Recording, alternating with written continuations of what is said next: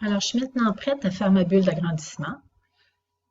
J'ai deux méthodes pour le faire. Une méthode qui est rapide et facile, puis une méthode qui est un petit peu plus compliquée. Donc, je vous montre les deux méthodes parce que ça se peut que vous ayez à utiliser une des deux méthodes plutôt que l'autre. Donc, ici, avec le cercle, la méthode la plus rapide, je trace un cercle et je vais venir positionner mon cercle pour m'assurer que ça montre bien. Ce qui est à l'intérieur de mon cercle me permet de bien visualiser la zone qui a été agrandie.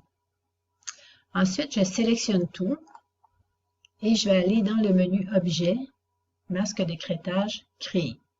L'autre façon dont je peux le faire, c'est cliquer, clic droit, puis créer un masque d'écrêtage. Donc là, ce qui s'est passé, c'est que le cercle que j'ai tracé sert de hublot en quelque sorte pour nous permettre de visualiser ce qu'il y a à l'intérieur.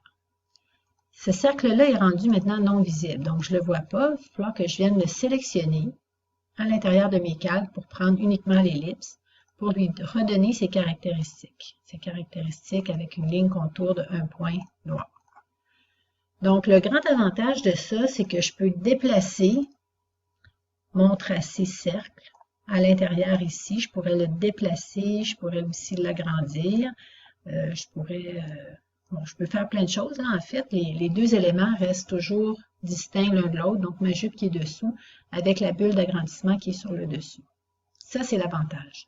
Le désavantage, c'est que ma jupe est encore complètement entière en dessous de ça.